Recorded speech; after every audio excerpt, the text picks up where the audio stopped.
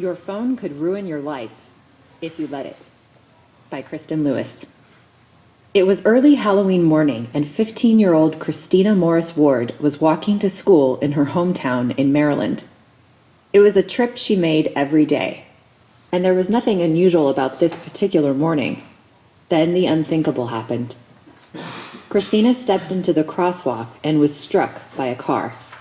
She later died at the hospital. Then there was the 16-year-old boy in New York who walked into a telephone pole with such force that he suffered a concussion. In Ohio, a 14-year-old boy was walking across a bridge when he fell off, plummeting 8 feet into a rocky ditch. He sustained serious chest and shoulder injuries. What do these accidents have in common? They were all caused by the same thing. It wasn't a disease, or a criminal, or even simple clumsiness. It was a smartphone. At the times of the accidents, all 3 kids were using their phones. They were too distracted to notice the oncoming car, the pole just ahead, or the edge of the bridge. Alarmingly, the number of these types of phone-related accidents is on the rise. Even more alarming, they are only one part of a major public health problem experts are calling digital distraction. It affects all of us, but experts are especially worried about young people like you. You are at high risk for distraction-related accidents like what happened to Christina, and the constant presence of technology in your life is causing other problems too. Technology makes it harder for you to focus and get your work done. It's crippling your creativity. Some say that the future will be shaped, is being shaped right now in fact, by the way your generation uses technology. And they don't mean it in a good way. A new world. The world today is very different from the one your parents grew up in. 25 years ago, cell phones were as big as a size 10 shoe and used mainly by spies and millionaires. If you needed to call your mom because band practice was canceled, you had to find a payphone and hope you had a quarter to put in the slot. If there was no payphone, you sat and waited for your mom, even if it was pouring rain. To get the photographs from your birthday party, you took the film from your camera to the drugstore and waited a week for prints to be developed. To watch your favorite show, you sat down at the one time during the week when it was broadcast on TV. If you missed it, too bad. Finding out when your favorite singer was born meant going to the library to look it up in a book or magazine. Who could have imagined that one day there would be a palm-sized device that you could use to call home, take pictures, watch TV shows, and access information? Few people would deny that life today is more convenient, information-rich, and connected than it's been at any point in human history. If you're stranded in the rain, all you have to do is text your mom to come rescue you. So what's the problem? History of panic. Every era of technological change has triggered panic and criticism.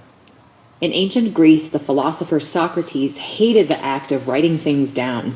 He was certain people would lose the ability to remember facts and carry on informed conversations.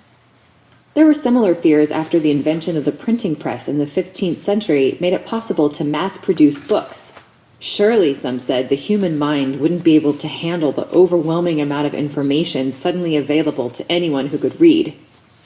In the 1930s, kids were listening to music on their radios while doing homework, inciting panic that they wouldn't learn a thing. In recent years, it's been more of the same. Just look at the headlines. Is Google making us stupid? The Atlantic. Is Facebook making us lonely? The Atlantic. Are smartphones making us dumber? Forbes brand voice.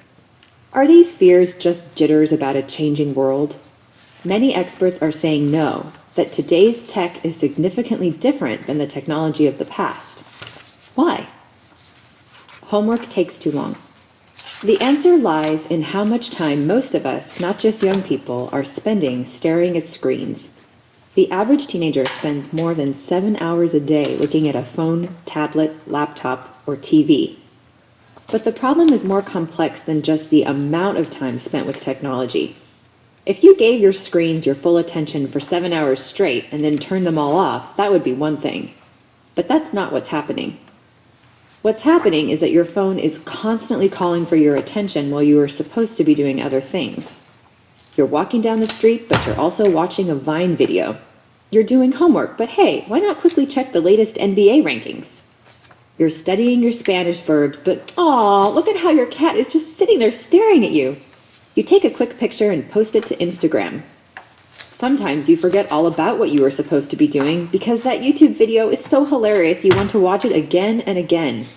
By the way, you were supposed to be taking out the trash. So why don't you just ignore all these digital interruptions? Your brain won't let you. The pleasure you get from interacting with your devices floods your brain with a feel-good chemical called dopamine. It's the same chemical that gets released when you eat a piece of delicious chocolate cake. Dopamine makes it difficult to resist all those buzzes, vibes, and rings because your brain is saying, come on, think how good it will feel to take a peek. But in fact, these interruptions are hard on your overtaxed brain. They're especially troublesome if you're supposed to be doing schoolwork or something else that requires deep thought. For example, studies show that it can take your brain 30 minutes to achieve the state of concentration you need to write an essay or read a chapter of To Kill a Mockingbird. Every time you stop writing or reading to check your phone, even for a moment, you yank your brain out of its state of concentration. Think what a pain it is when you have to reboot a computer. You wait for it to shut down, then turn it on, and wait for it to fire up again. This is what you are doing to your brain every time you take a technology break and then try to get back to work. No wonder simple projects take longer when you have your phone next to you. David Strayer, a leading neuroscientist from the University of Utah and an expert in attention and distraction, says that when faced with digital distractions, it can take people up to 50% longer to complete a task, and that they make more mistakes. So homework that took an hour and a half could have been finished in an hour. Boredom is the best. However, what worries experts most is not that your essay on Abraham Lincoln is taking you so long, or that you got a 63 on your Spanish test.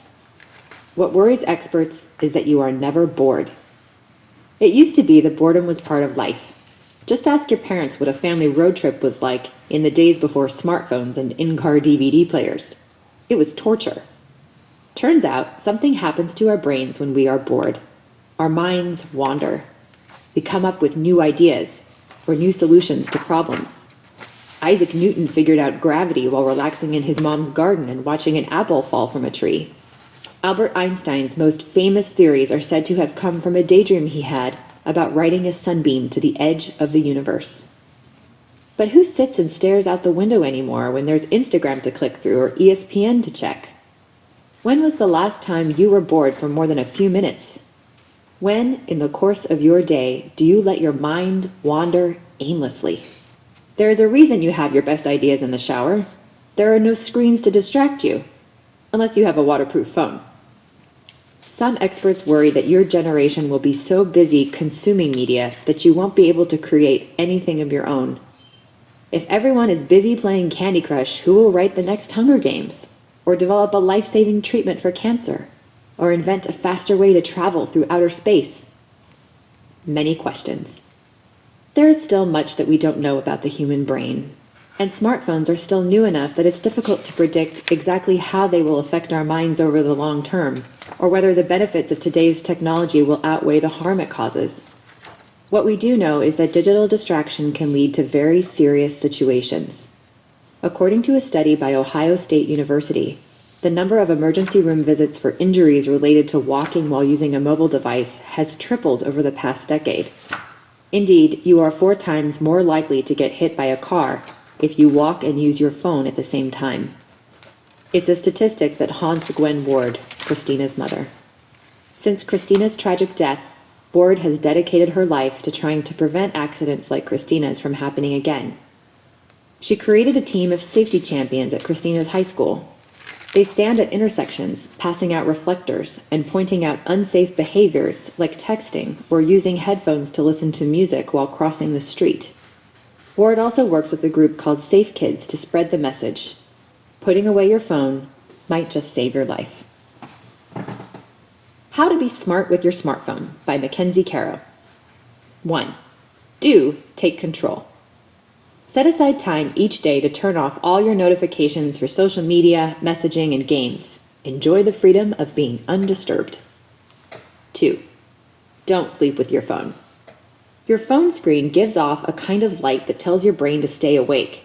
You're also more likely to check your phone if it's close. Keep it in a different room while you sleep. 3. Don't carry your phone in a pocket. Using a phone while you walk is dangerous. It also gets in the way of enjoying your surroundings and fizzles the fabulous ideas brewing in your brain. Put your phone in your bag where it's harder to get to. If you need to check it, stop walking. 4. Do be active every day. Being in front of a screen all day means too much sitting. Choose a fun activity to do every day, whether it's playing soccer, riding your bike, or dancing to your favorite playlist. 5. Do practice concentration. The convenience of get an answer to anything instantly technology can make us impatient. To combat this, take up a hobby that requires practice and patience, like playing guitar or knitting.